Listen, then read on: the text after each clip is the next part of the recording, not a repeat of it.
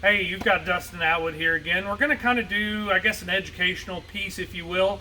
A lot of times tires are very expensive, so people put them off or they don't pay attention to them until you got a flat, and then you got to pay attention to it. So we've got a great example here. We had a customer come in, they actually drove probably about 30 miles, were not aware of it, knew they needed some tires, and I'm going to showcase a couple of things to you here. If you look at this tire, it's in fair shape from this point of view. We got a little bit of tread on here. A good thing that you all should know is on most tires you'll find a date code. The first two letters will be the week that it was manufactured, and the second two characters will be the year. So this was the 22nd week of 2011.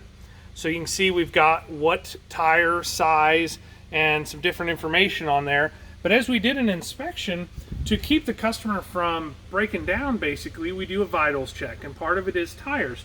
So from the outside, especially with a lot of low slung cars sitting close, you really don't see the inside of the tire. But this is a great example, and we're going to showcase that here. This tire had completely separated. Those are the inside cords that hold the tire together that should never be exposed. Tire still had some tread on it, but this tire has already started to come apart. This is a great situation that at highway speeds, you can have this tire completely come apart, and then you see the tread out there on the road and the devastation afterwards. So this is just a showpiece that it's really a great idea to have them looked at from time to time. We'll be happy to take care of you. If you have any questions, please call one of our locations.